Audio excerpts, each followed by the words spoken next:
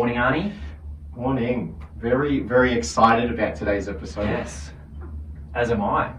We've got a special guest with us today. And we're going to introduce our guest as well. Our guest is going to talk a little bit today, but I'd like to welcome to the show Anand. How do I pronounce his surname? Rego. Rego. I've actually never asked that before. No, neither. Rego. Anand Rego on our podcast today.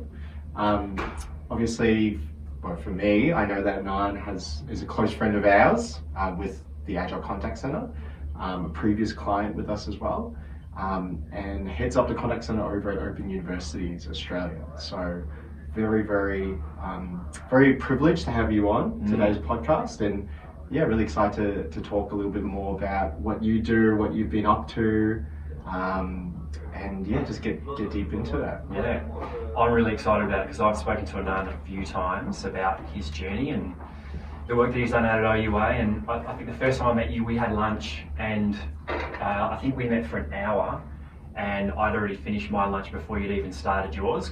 Yes. We were talking about what you'd done out there, and it was just so compelling, and you were so excited about the story that you were telling that, yeah, I just got to, eat and was captivated by this story. So that actually gave me the inspiration to say, hey, I think we should have a podcast, because us telling the story of the work we've done with clients is cool, and we can put that stuff online in the form of a blog or an article, and I think that there's some benefit in that, because people do look at them and read them, and it does sort of spark interest in people.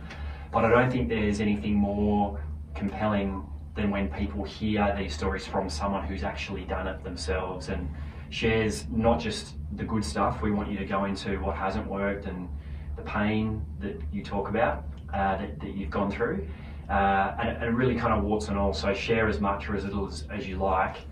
And yeah, I think people will really enjoy this story.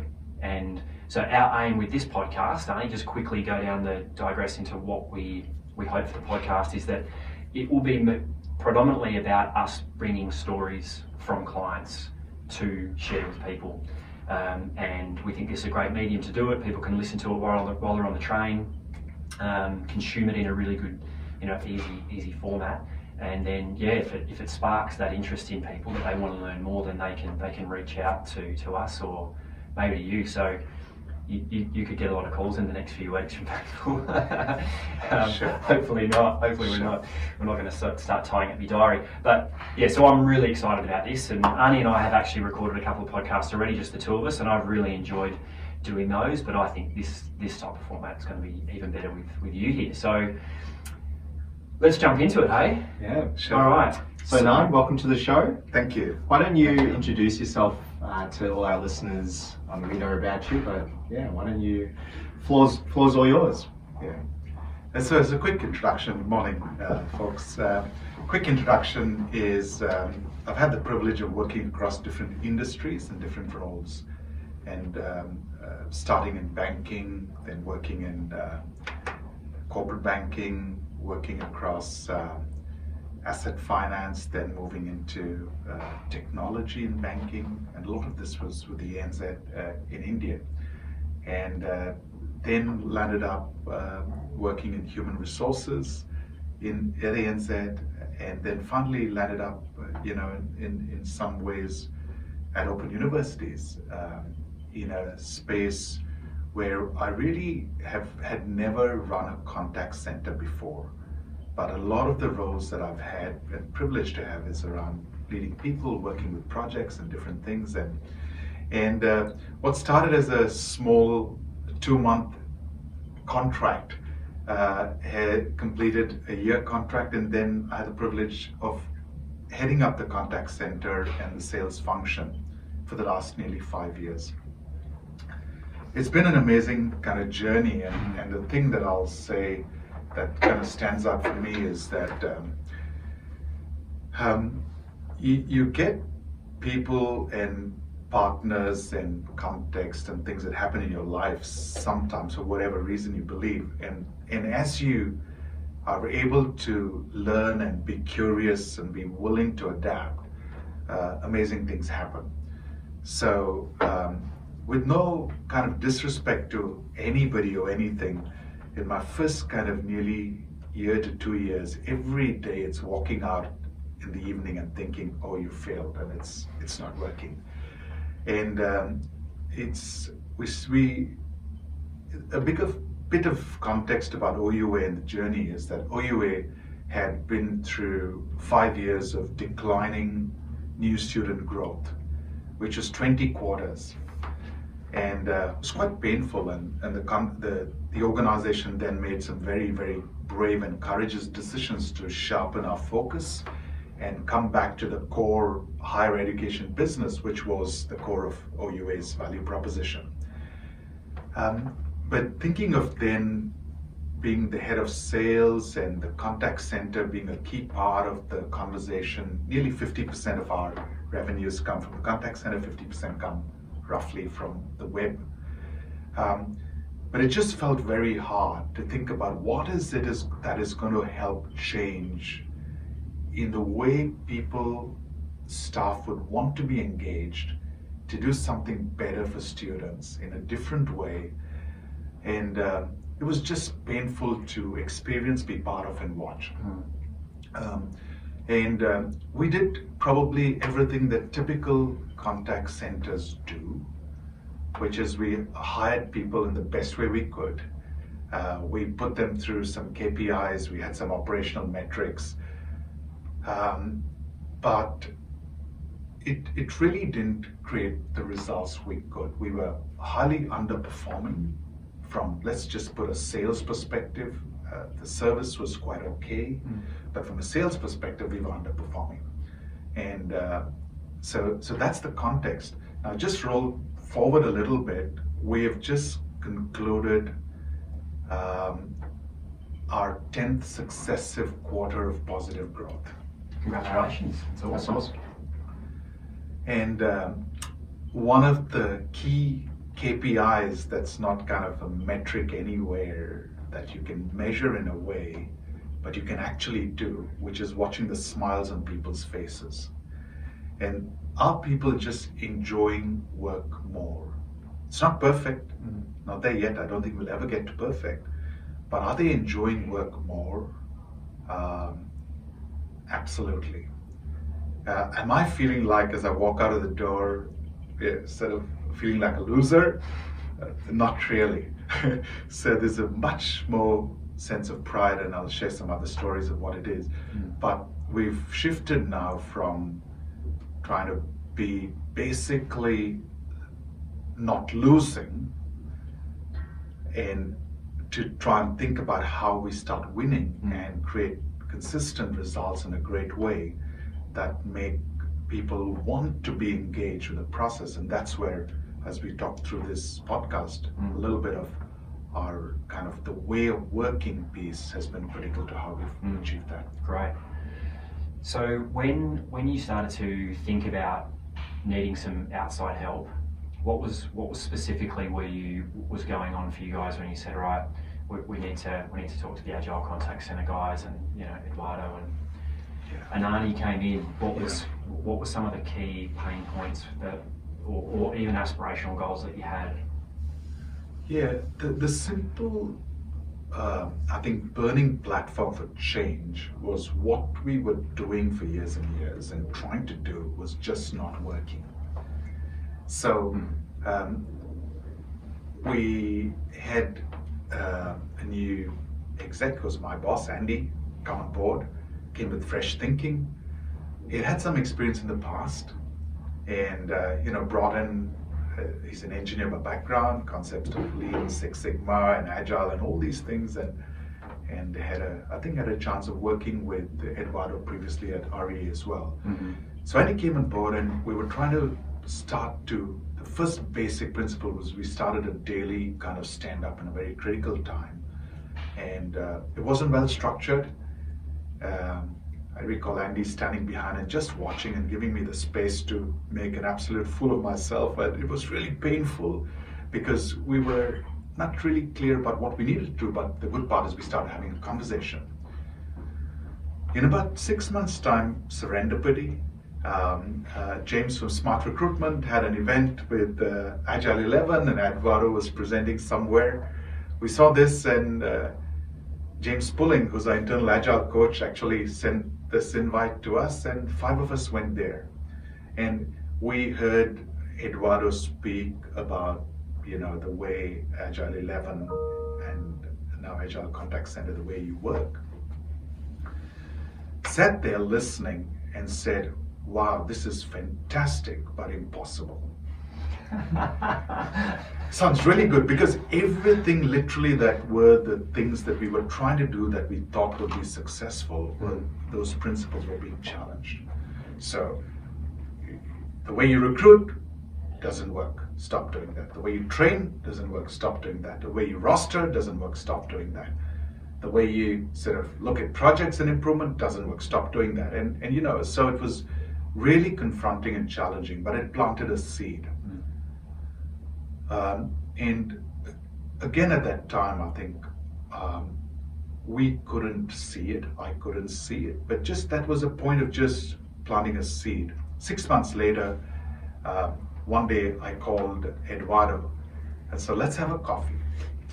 And the way it rolled out is within 4 weeks, we had actually signed up and started working. So we were kind of ready in our journey to start thinking about what we do more specifically in the contact center, and start trying to implement those 4 or 5 things that were so radically different. So we started. So I think as we progressed with our understanding that we had to change, we started seeing some success, and that was the first quarter of 10 quarters ago, 2017, quarter 3, when it felt like you were seeing some success, but I think that's the time to really think that you're going to raise the notch and the momentum to higher levels. And even at that time, while it was very painful, I thought that it'll be over quickly. 2.5 years in, you reach the point where you realize that it's kind of never over. And this continuous improvement kind of loop, if you kind of build a culture that embraces them, then it becomes real fun. And the pace at which you can drive change and the way you can drive it is much more effective, and actually people come on board much more willing than you could have ever pre-designed with the old kind of change models. For those who are probably new to the Agile Contact Center, so Eduardo was the original founder of the Agile Contact Center. Well, not that he's not around; he's still around and does He still is all the the work. But original he also founded the company, the Agile 11, as well, which is the associated company to the Agile Contact Center, who look at organizations holistically, but also HR teams as such. Probably the other thing, and I think it'd be worth for the audience to listen to, but your contact center that you lead, Anand, why don't you talk a little bit about the size, what the functions within it, just so people get a bit of understanding of how that could maybe fit for them or maybe not as well. Sure. Thank you. And I must add that, Ani, you've been a key part of our journey as well. And so thank you for that, but I'll just jump into to answer the question. We have roughly an 80-seat contact center, and we have traditionally had that separated by channel. So we do 3 channels: inbound, outbound, and messaging. Live chat, now known as messaging, because it's much broader. And we have traditionally run them thinking that we'll get efficiency per channel. We've since moved away from that model and created blended teams. But previously we would have had 4 outbound teams, 2 inbound teams, 2 live chat teams. And our as has happened in the industry, as customers have talked about, have looked at how they want to engage with us differently. 5 years ago, most of our new student acquisition happened through inbound and through inbound calls. It's quite good, quite easy. We had great capability, people fulfilling those calls very well. Start getting competitive in the industry. The education industry is pretty flat in its growth. So the only way you can grow is you've got to try and grab a higher market share by doing something better. And that's for the undergraduate market. The postgraduate market is growing a little bit, but OUA doesn't have a significant presence in that. We'd like to have a better presence, and hopefully we will develop that. But the bulk of the business with the undergrad piece is pretty stable. So as customers started calling us less, as we could pump in more marketing dollars, but customers students don't want to call us anymore. They want to be, you heard the word digital natives, self-serve, and so on and so forth. So we've had to work harder in the contact center, and we shifted the focus now to outbound. And so we really then built a solid outbound capability with kind of an intensity. Now, we don't do any cold calling. All our leads are based on some student activity. We don't buy lists of anybody. But even in that, we had to develop the way to have the relevant outbound intensity, because we're talking about a high cost product with a big investment, not just in terms of cost, sometimes the degree is $40,000, $50,000, $60,000. But it's also the commitment of time and the purpose of OUA, which is to help people transform their lives through education, their families and their communities. So the kind of impact and the decision is really, really a big one. So how do you have an outbound conversation that's respectful in that way, and not be, a hard sell, is really the piece that I have been developing and trying to develop even more, and that's an ongoing journey. And then I'll come to messaging. We have a really good messaging capability. We use Live Person, Live Engage, and it's an industry-leading product.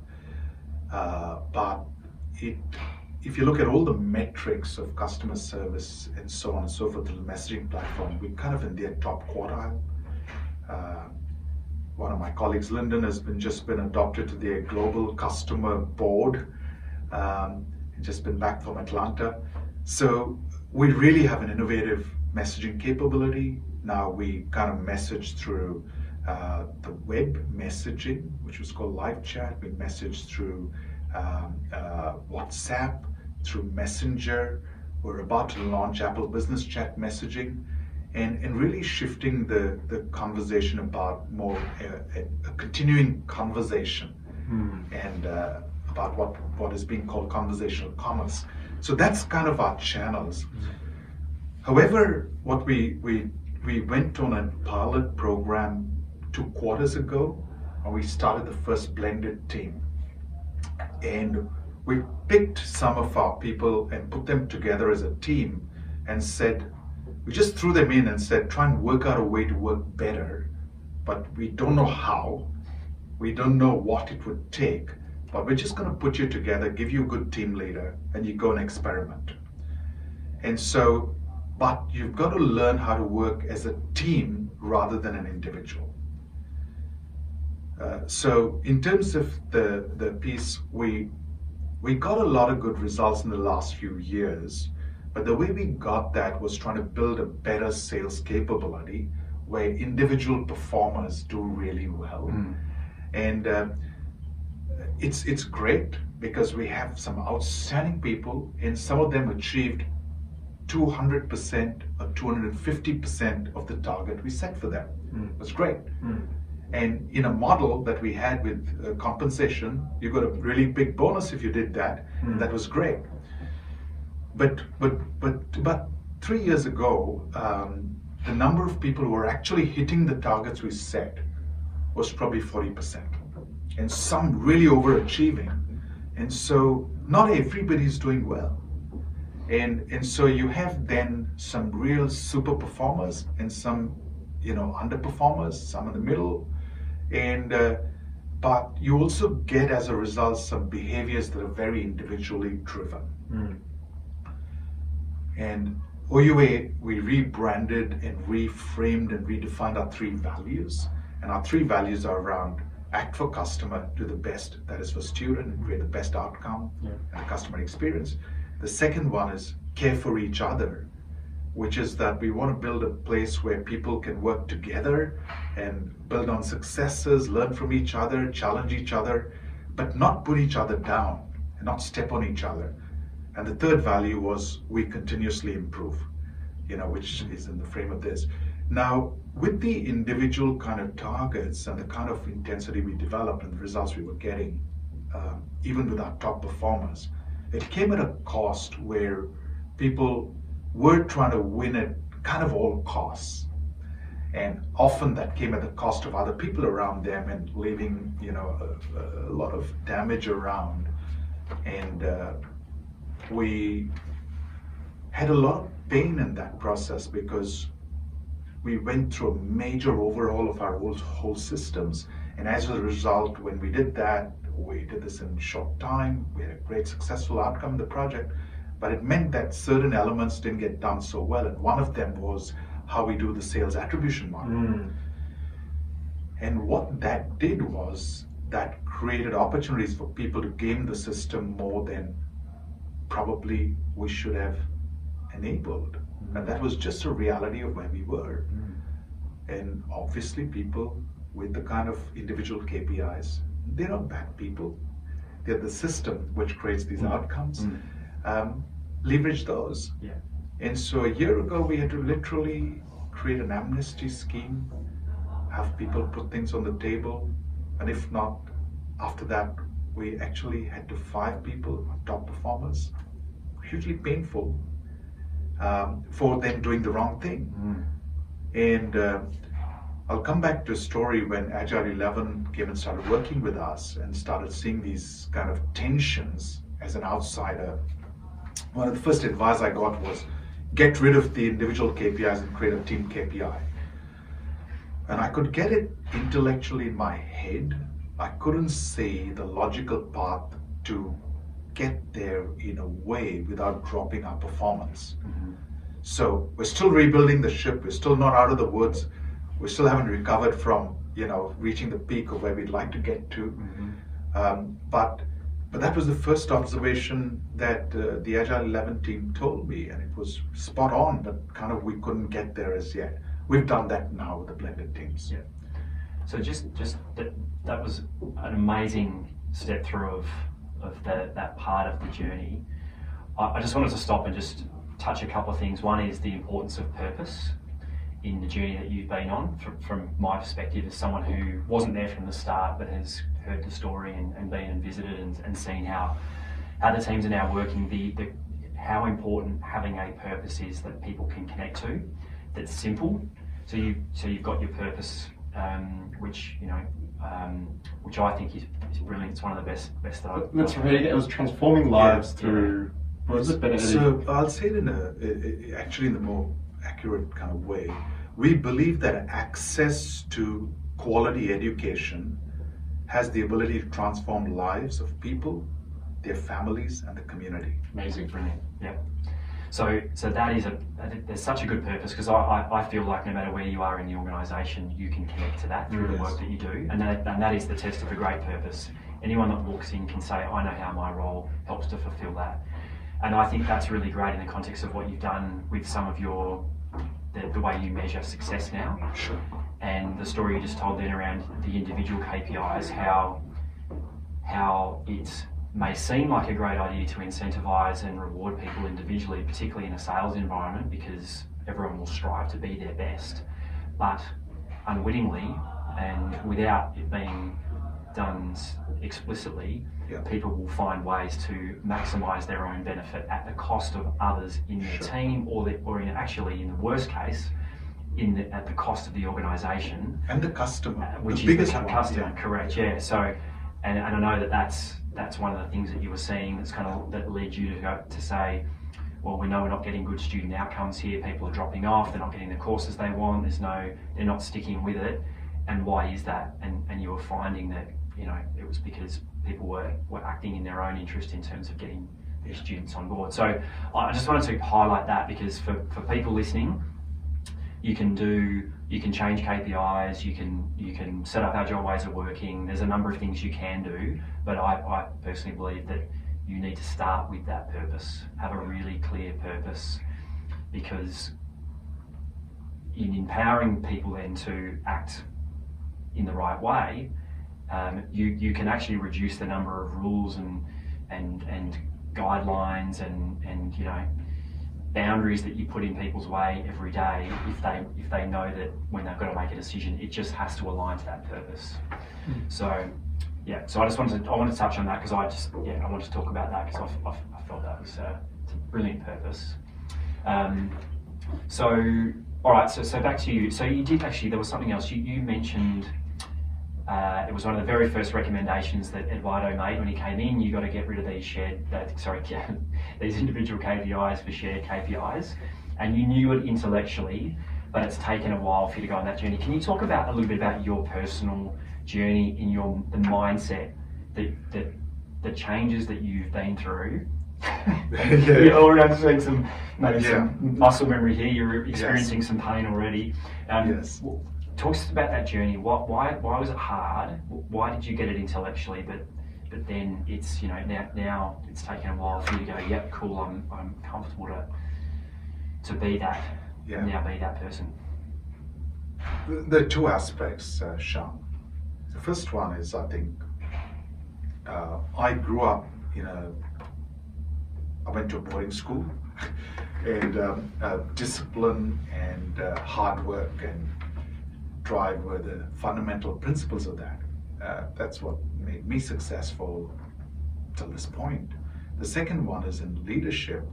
I grew up and worked in a fantastic bank, ANZ, and got great opportunities to work with great leaders. But a lot of the leadership is based on kind of traditionally a directive form of leadership, where the leader needs to know be smarter than the rest and know and provide good, clear directions. As I started this agile journey, I realized that I had to stop being a micromanager.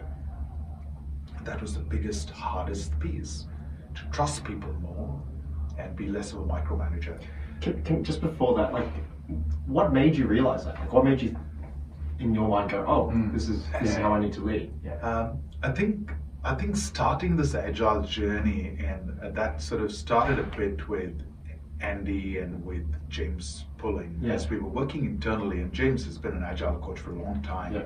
And sort of, I think, as we did work, and again, the theory of the principles of the type of leadership that agile has, which is kind of like a servant leadership model, is quite different. Now, I get that from a personal values perspective, from my faith, all those things, I got that very much. Yeah. But still, it was like realizing that coming to work meant that you had to provide great direction and leadership and all of it.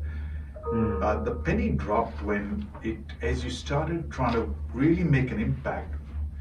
There is a great Harvard Business Review article which says, why should someone be led by you? Right, and which pretty much is the truth, that the teams will only follow you if they're inspired and they make the choice to be led by you. And I wouldn't like to work with a crazy micromanager as my boss. I've never worked well that way. So I think it's quite logical, quite thing. So as we started this kind of way of working, it created the space to do that more. The other inspiration of mine is Patrick Lencioni, and we talk about the 5 dysfunctions model. The first one about trust and vulnerability, and all those things that you can't really lead if you're not willing to be a good listener, if you're not willing to think about your role as supporting the people you lead. So I'm not entirely at the end of that journey yet, and leadership in context means at certain times you've got to be clear, and you've got to be assertive and forceful. But if that's the predominant way you work, I realize that I wouldn't be as good a leader to do that. Yeah. So, and how has some of the things that you've put in place at OUA helped you be that kind of a leader? Because it's one thing to realise there's a change in the mindset that you need to make, and you can take the agile principles, which are at the core of everything that we do, and say, okay, I understand those. I need to be more trusting. I need to be a good listener. I need to be more of a servant leadership, and help teams remove blockages rather than just tell them what to do.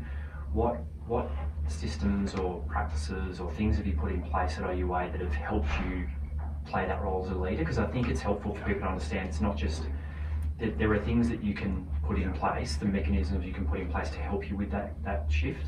Yeah. Okay. I'll start with some hard sort of boundaries. Whatever form of leadership you use, you got to make sure that we're creating good, solid, sustainable results. You can have any form of leadership, and people might be the happiest, most motivated, but if you're not getting results, the right results in the right way, then you'd question whether that's effective at all. So I think you've got to have one eye on those results and how we're doing. And at OUA, one of the practices we have is we have what we call mission control wall, and where across the business we come together and we look at just 3 simple things that we measure daily. Did we get the number of new known prospects, people we could target, or you might call that leads? Did we get that volume? And that's an output of all the marketing efforts we do, all the kind of the indirect word of mouth brand, or the more overt activities you do. Did we get that number?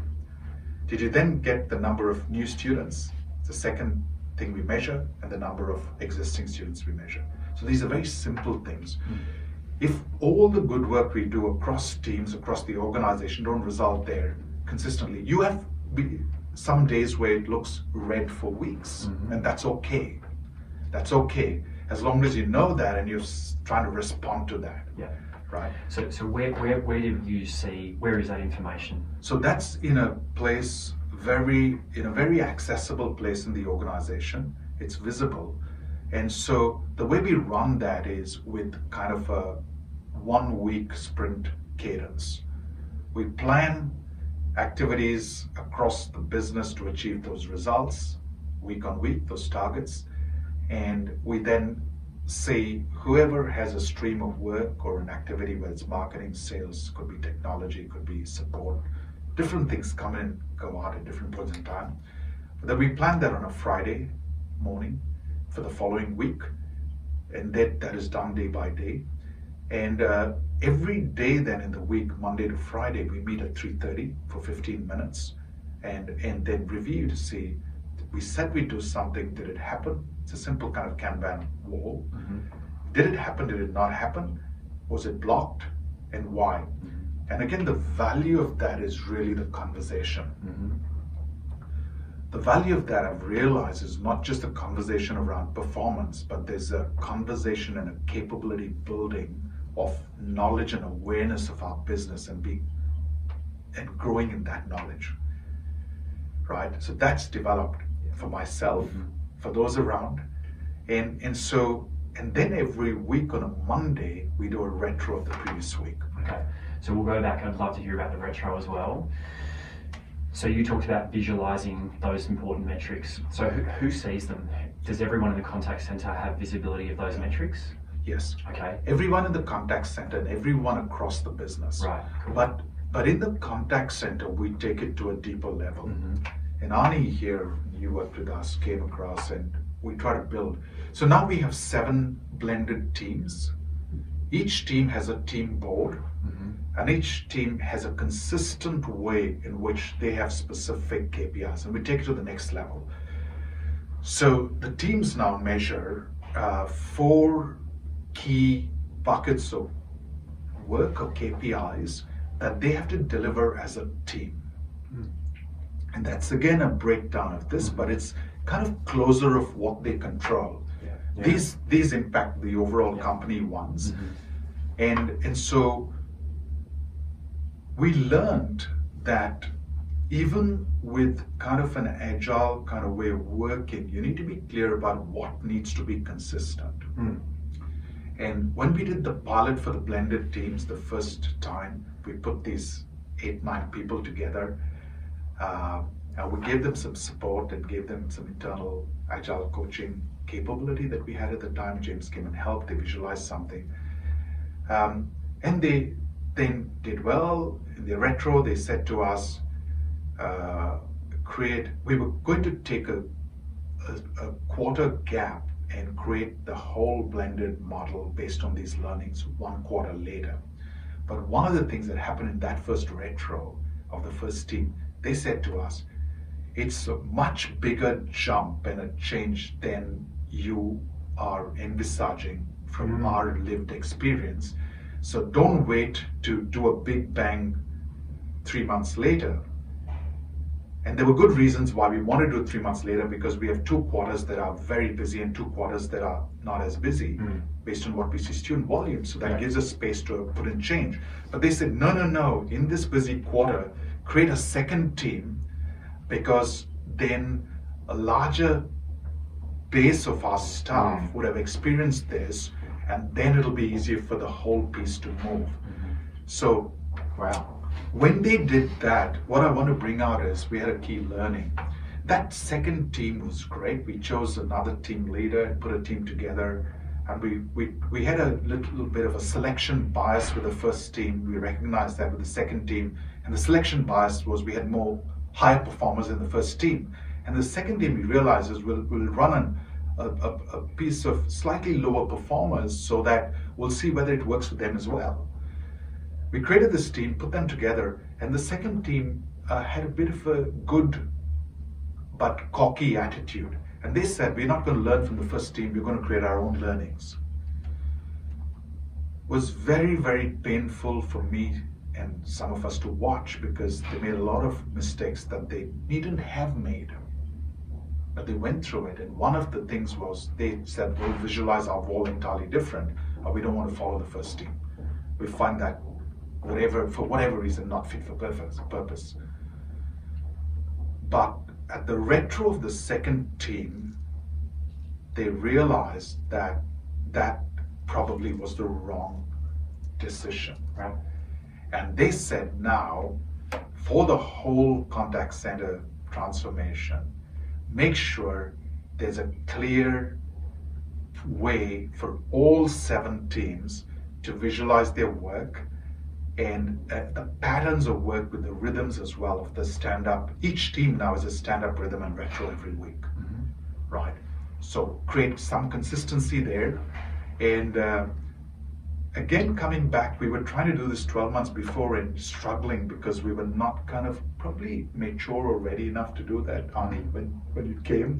I remember Arnie helping us do all the walls, but it was not being used, and they were like whiteboards or whiteboard elephants, in the room. But if you come now 1 year later and have a look, there's a consistency. They're doing that. The teams have learned how to do that better. And I'll just add this last bit. Yesterday I was at the retro of one of the teams that looked at the last 13 weeks since being on this journey. And one of the team members said at the start, I sat there and thought this is a total waste of time. We have a wonderful internal coach, David Tran. Now David was working with the team, and he said, I thought this was a total waste of time.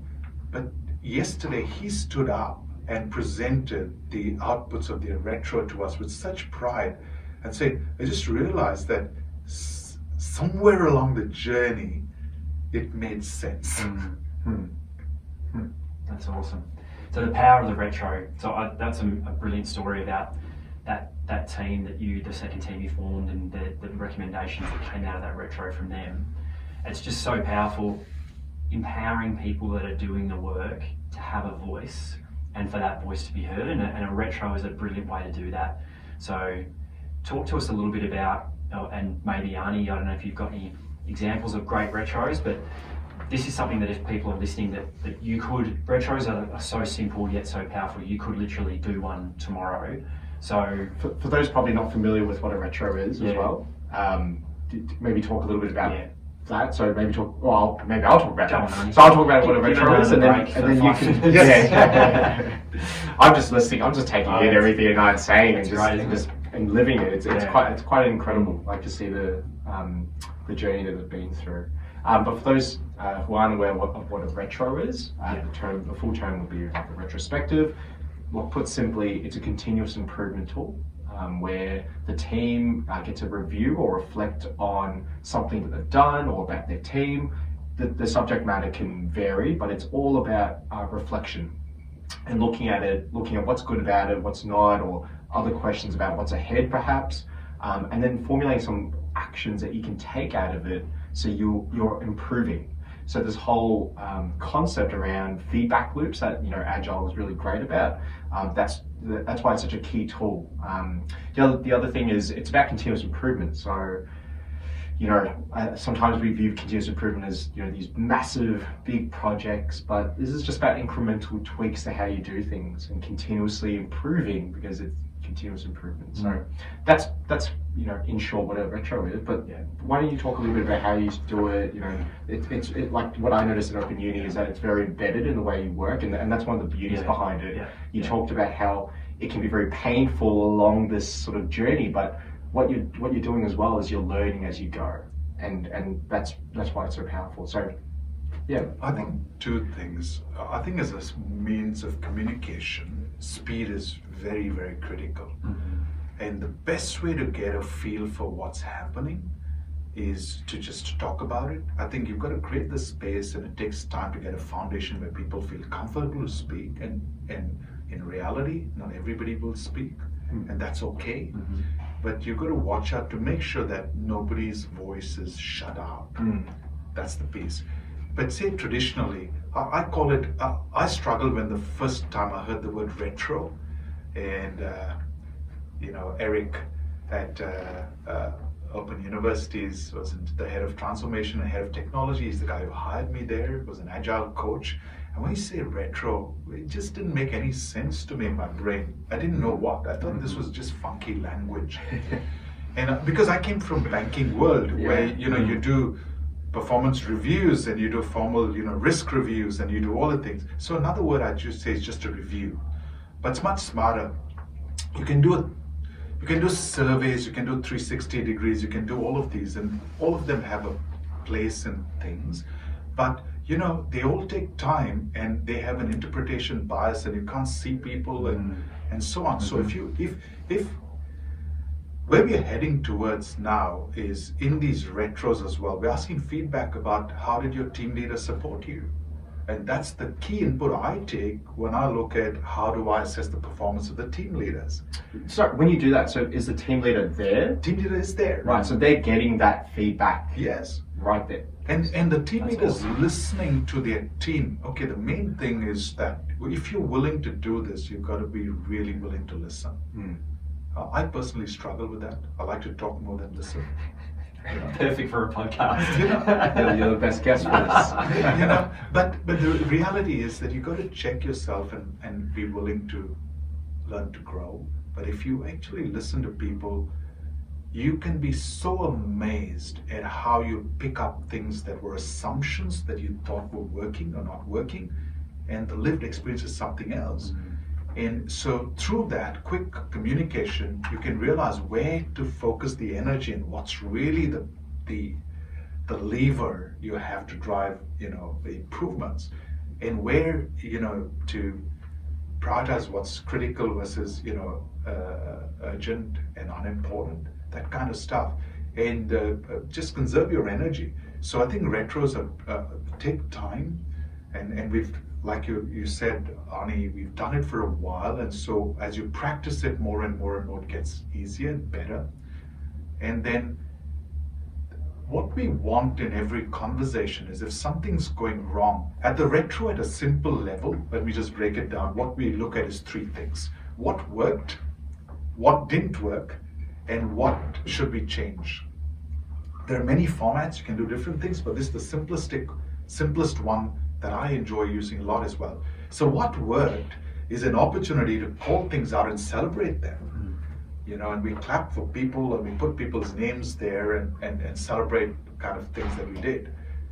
And it's nice to see sometimes people bring personal stories. I got a new dog and the dog's name is there on the retro, but it's okay, that's the team. Then we look at what didn't work, and we really look at that as well to say, okay, but that's from a lens of saying what could be better, because we will make some mistakes. So we tried something and it failed, and we come out there, and if people get the confidence to talk more about that, then we can do something about it. If it's not talked about, it's hidden, it's the iceberg. It's very, very hard. Yeah. And then what should we change? We then look at, okay, so then how do we take something from this to put into our plan and tweak our plan so that we can try and avoid that next time, So I think just in this process, you need a skillful facilitator. In agile terminology, we hear Scrum Master, various terms, whatever that is, but you need someone who's objective, who is not kind of literally not involved in the conversation, standing a bit outside and managing the space and picking out that who's speaking, who's not speaking, who's, what's happening, is there something unsaid, is there a mood and tension, some read people's faces. And I think that was extremely critical. And we were lucky to have you folks help us in that journey, and as well as develop internal capability now. So with the 7 blended teams now, there's a full-time role of an internal agile coach who just goes to team to each of their pieces and constantly. And David now is amazing, and he started as an advisor. He could have been a very, very good team leader because he's naturally got the kind of style of leadership. But he's creating a path now, which is he wants to become an agile specialist and a coach, right? And so imagine having the view across 7 teams that are doing. Each team has the autonomy to sort of work out the smartest way to get the result in the best way possible with integrity to our values, right? But which means but each team is doing something slightly differently. They're trying different things. Not everything's working and not working. But David's got a view across that. And so I just am really happy to create roles like that and fund them, because you'll create value and get the consistency rather than having David sort of be on the phones or chat or lead a team, because this is now helping build capability across the teams. Brilliant. So just to finish off the retro, how do you make sure the things that people say we need to do differently get done? Okay, so it is a challenge, and I think at 2 levels you've got to look at this. You've got to be a bit practical, because I think there's the value of the conversation itself as an outcome that is valuable. And so just take that and trust people that when they hear different things, that there's something going on in each one's minds, and then they take that back into their respective teams and do something about it, and that itself is valuable, which is the learning and the insight. But the second piece is, if you don't take some specific action, then it can become worthless. So we bring from the retro, which I called about mission control of what we should change, back into the plan, and it goes into an inbox, and we decide how to bring that back into the plan. So if it's something critical to do, we bring it back. Now, one of the concepts that you folks and Agile Contact Center, Agile 11 talk about in this Agile journey is of failure demand, right? So, so with each individual blended team's retro, there's a question we ask them every week. What is one thing that held you back that you can't control as in your team? So it could be a system issue, it could be a process issue, but it's outside of your scope. And each team brings that and puts that on a wall. And we look at that piece every week in planning and say, okay, how do we address that? And some of those are not easy fixes, and some of them are big systems changes, or some of them are going to be structural changes to change our KPIs maybe, or the way we do rostering is not working and we've got to take some time to figure that out. But what we do is that's an input that goes into the plan, and we say, okay, then who can impact that? Who needs to do it, and start doing some work around it? And we translate that into specific activities, assign a responsibility with ideally the person who can make that change taking up that responsibility. But the team discusses it, and then that goes into plan. And so we don't lose the value of Brilliant. what could be done. So there's an important point there about making sure that you're setting up the right systems so that each part of it integrates with the next. So you talked earlier about, so the teams all have their own stand-ups. They talk about those metrics that are the critical ones for the organisation that are broken down to their level. They review those each day. They get to the opportunity to talk about whether they're, what's worked or what hasn't, and what they might do differently that day. And then there's also a high level planning. I'm guessing that's the leadership level on, maybe you're running that in 90-day cycles, or Yeah. what sort of cyclical kind of, how often do you run that? When are you're planning every week? We've tried a few different things, and sort of we've had to look at it in a different way. And we started the 90-day planning cycle, and then realized there are other pieces in the system that were not able to contribute in a way, and so it didn't. So I think we have a gap today to figure out how we do that better. So at the moment we put that into our weekly cycles, but if I take a step away, OUA has moved into an entire product kind of management kind of approach across all we do. So we have about 6 or 7 product teams that are cross-functional, with technology, BAs, testers, and business people involved there as well, which are looking at different elements of the puzzle. And in the sort of contact center space, we've got a team that's called the ACE team, or Assisted Conversion, just forgetting. E. What's E? But enrollment, so enablement Yeah, team. right. But the team basically has Salesforce capabilities, which we use. They have all the live person kind of skills, our telephony capabilities, and anything that we use that they have, and their abilities. They work on a fortnightly sprint, but their projects could be 3 months, 6 months, some of them. So what it is that we've got to work with these teams, across these teams as well, to get things happening. So I think there's an opportunity for us to think about how we might do that better. But at the moment we're implementing a significant project that is to replace our telephony systems. And we have a slightly crazy and aggressive timeline of from the time we decided that we want to do it. We did some pre-thinking for a long time, because the ACE team has been always thinking about options of what, but doing some groundwork. But from the time we decided to want to do it to the time we go live, the time frame is 9 weeks.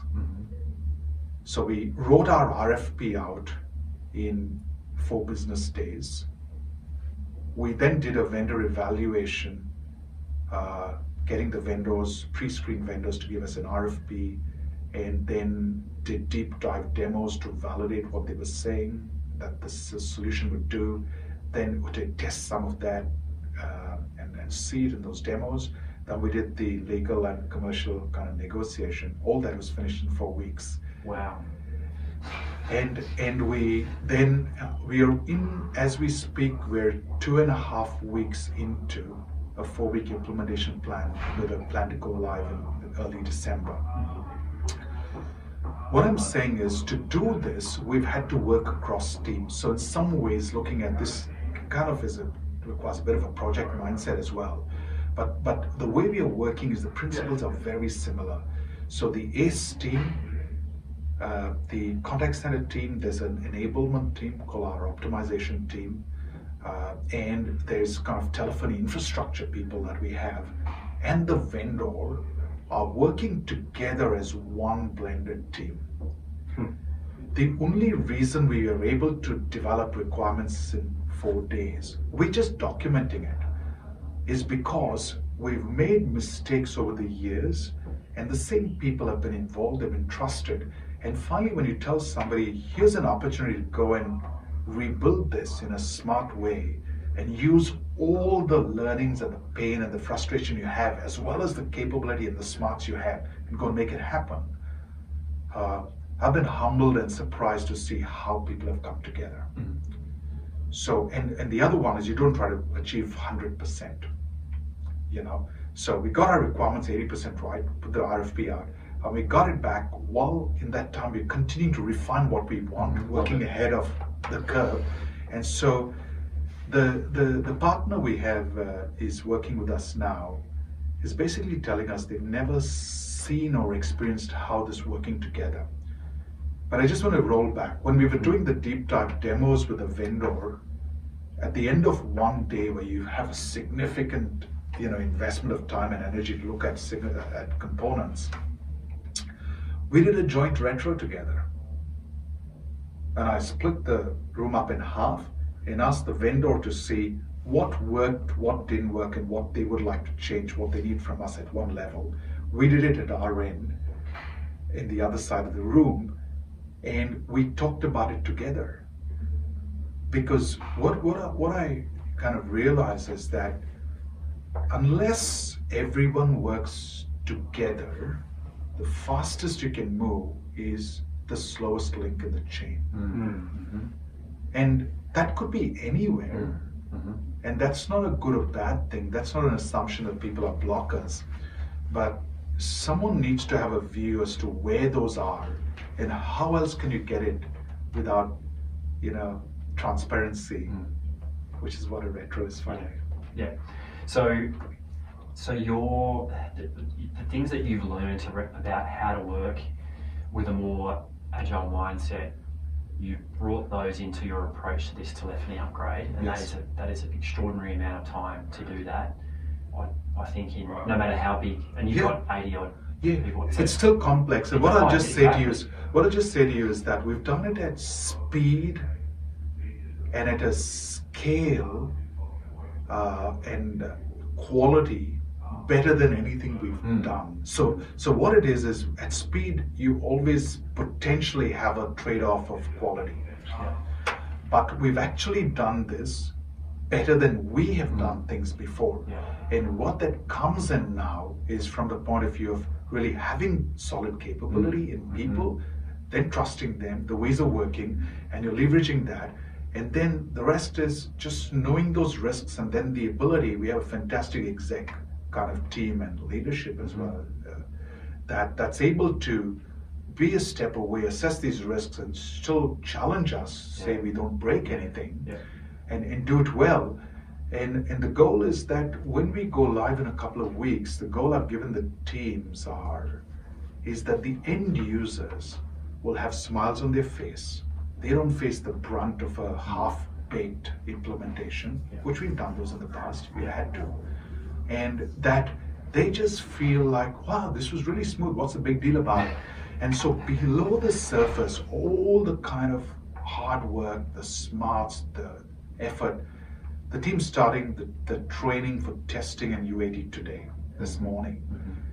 And the amount of effort, discretionary effort that the people on the team have put in is far beyond what I think we could have expected or imagined. Right. So that's the piece, how you try to do it at size and scale.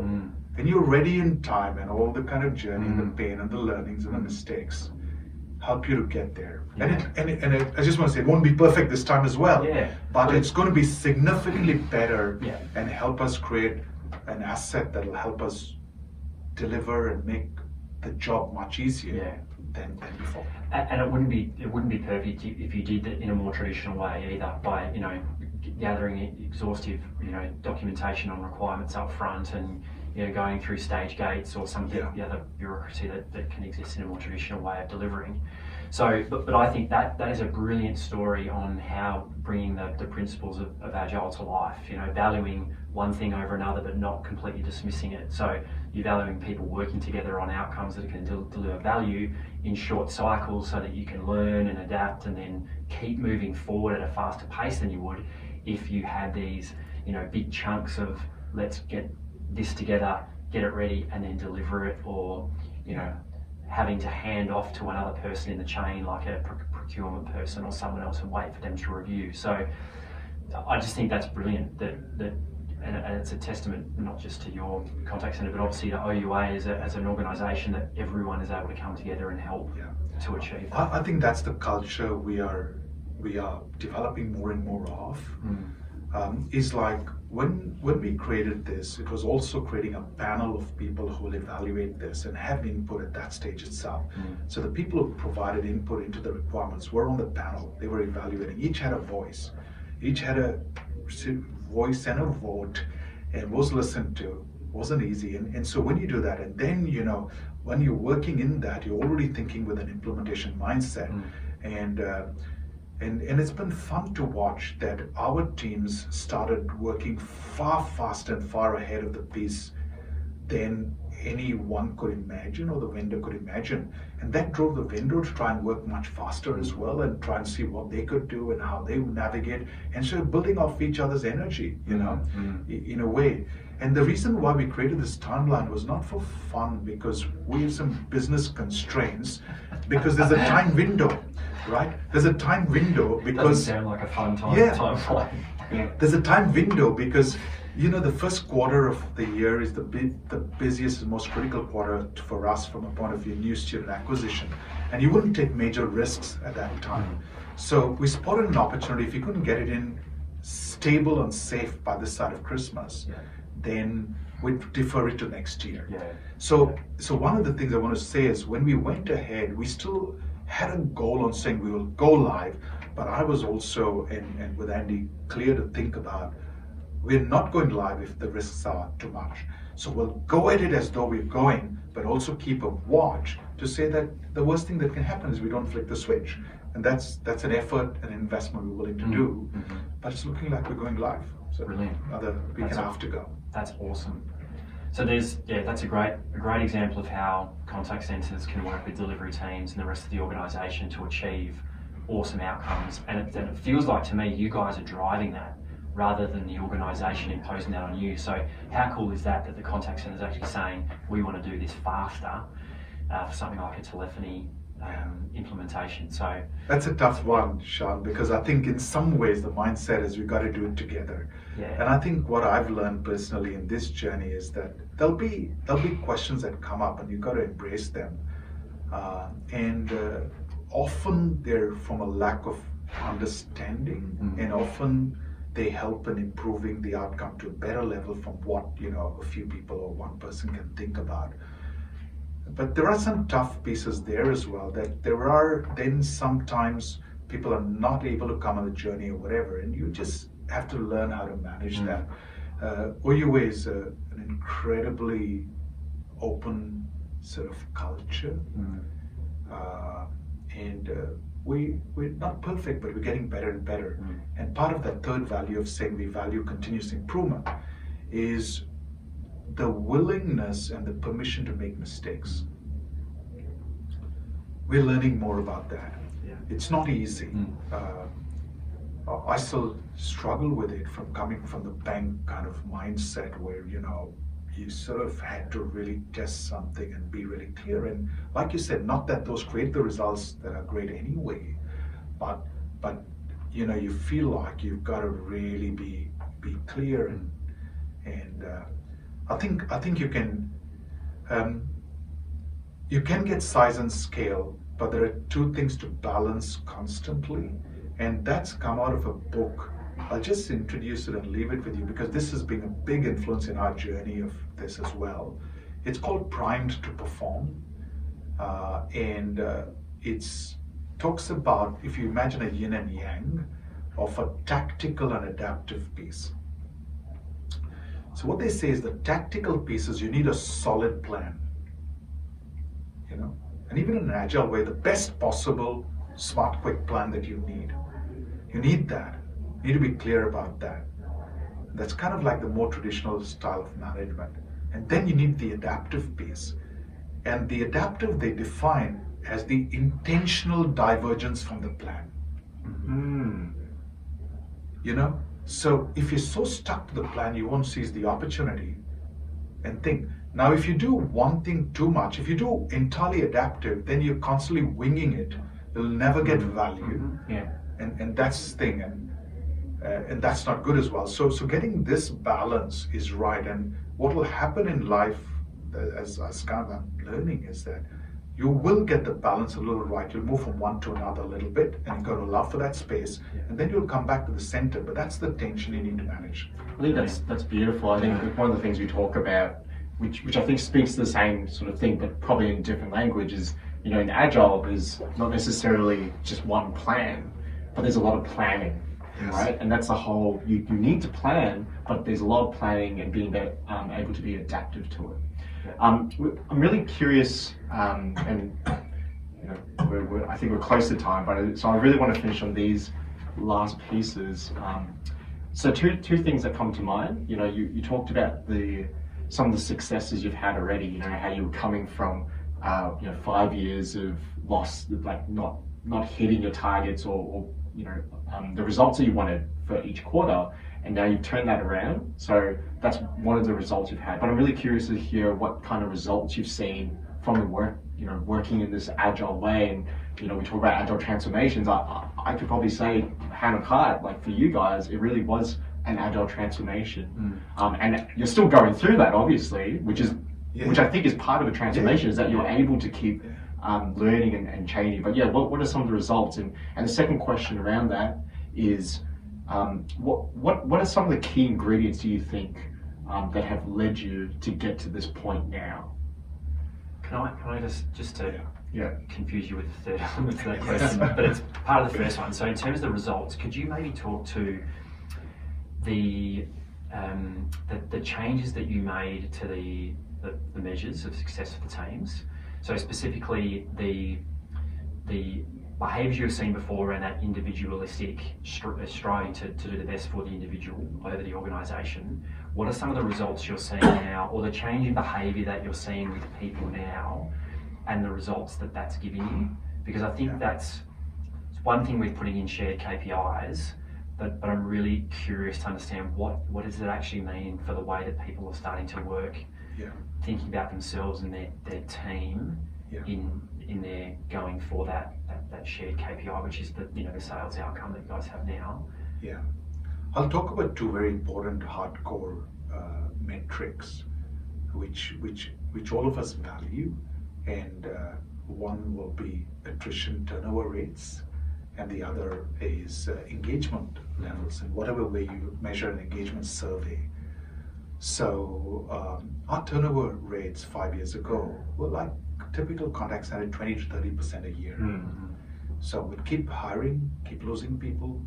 You know, for a lot of people, it's not just the career that they chose to do, and it is a point in time in life. So it's okay, and you can justify that it'll have high attrition. So we had 20, 30%, and our engagement survey results were not flattering.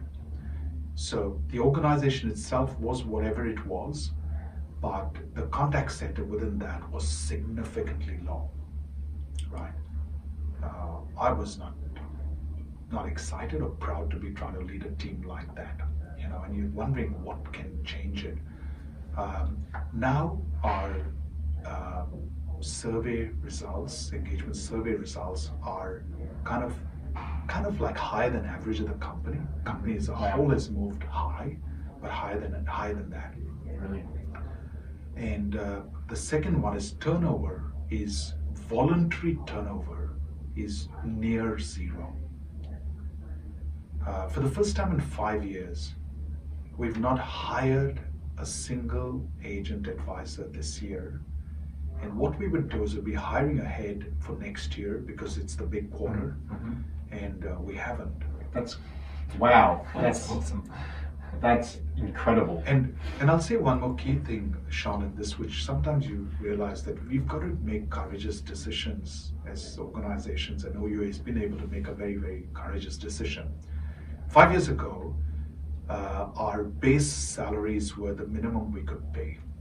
We get away with beat award rates, meet award rates, and that kind of thing. We always complied. And we had a lower base salary, and we had a higher variable salary. And thinking that that would motivate and would pay people for results. Sounds obvious. Again, coming back to the prime to perform piece, they talk about 3 factors that help increase what they call total motivation and 3 factors that decrease.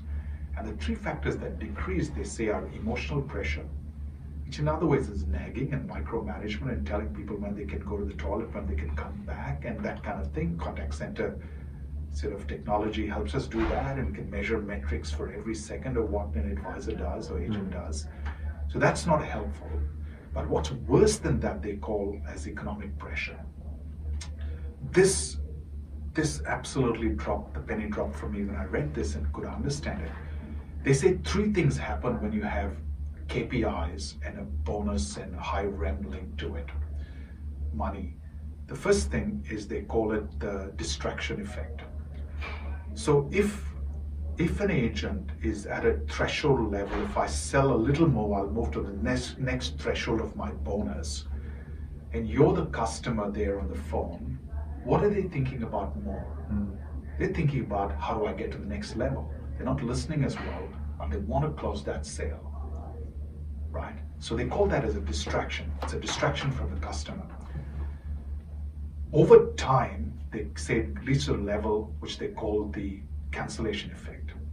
That even if it was a motivator for staff to achieve a high level of performance, over time, staff will not be so excited about that lever of performance.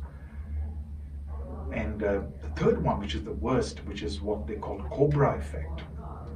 And this is a real kind of story. It happened when the time of the British in India, and there was some cobras, and the British folks establishment said, put a bounty. If you bring a dead cobra, you get X number of whatever rupees or whatever it was. And initially, a few cobras started coming in, and they started giving money out, and then the population of cobras started going down. In some time, the number of cobras coming in was huge, and they started paying out a lot of money. What do you think happened? You were telling the answer to this. Yes. Well, I'm guessing they bred more cobras. so they create cobra farms. That's crazy.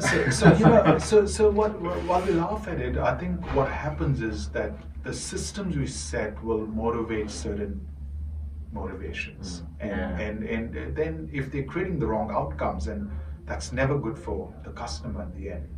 So when I saw this, so what we moved now is we've significantly raised our base salary, that people can pay their rent properly, live a decent life, go out for dinner properly, and that's the base salary. And we've significantly reduced our variable, you know.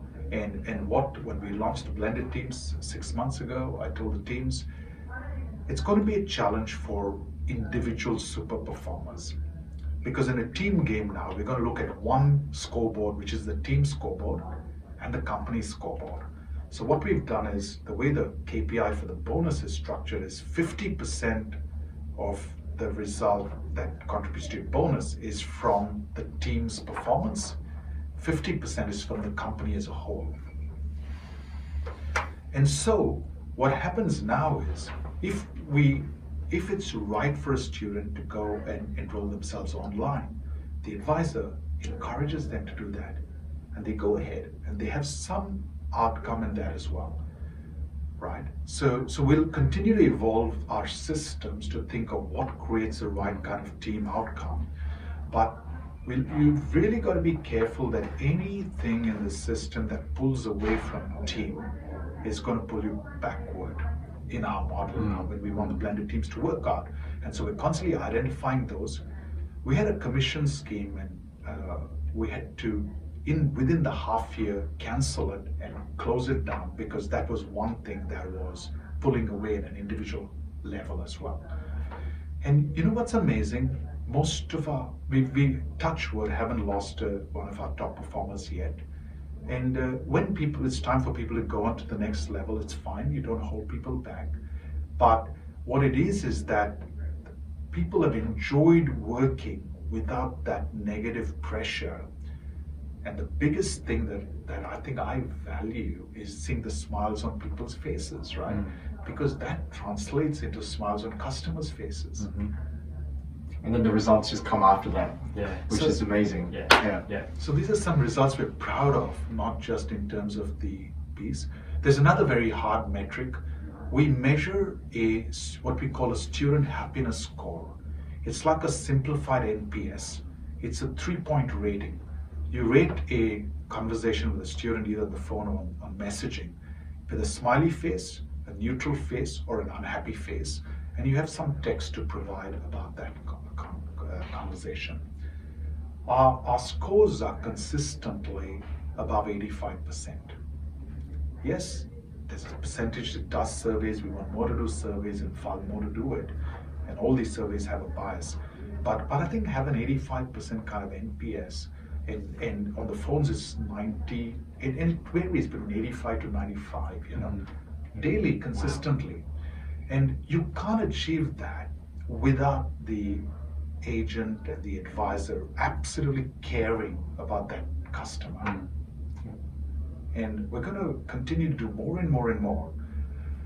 And I just want to quickly talk about this as well. We've created some subject matter experts, and we call them trade leads.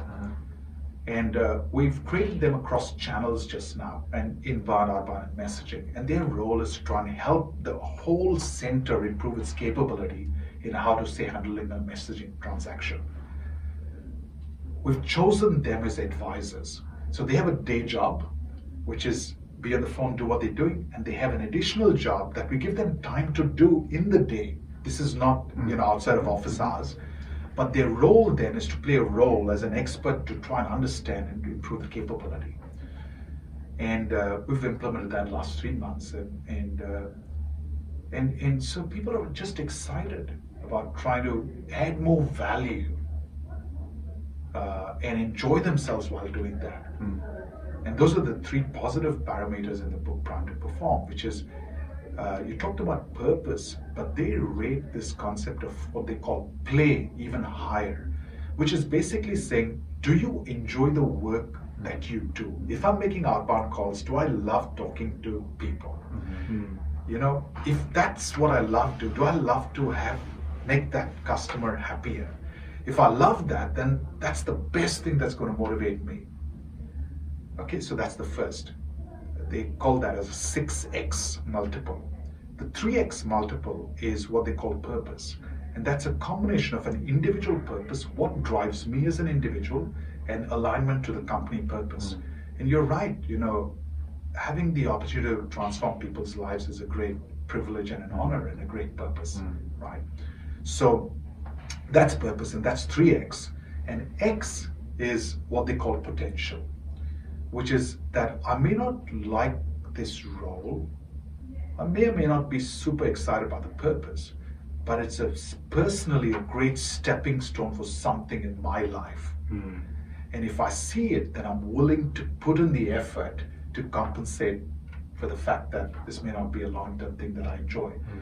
And that's x, x3, x6x. So you maximize these 3 and you minimize emotional pressure, economic pressure, and the worst thing, which is minus 6x, is what they call inertia, which is I don't care. I'm not happy, but I don't care. It's too hard to move, so I'll just be here. That's terrible. And the only way you can get that is by just trying to tap into people and what they value.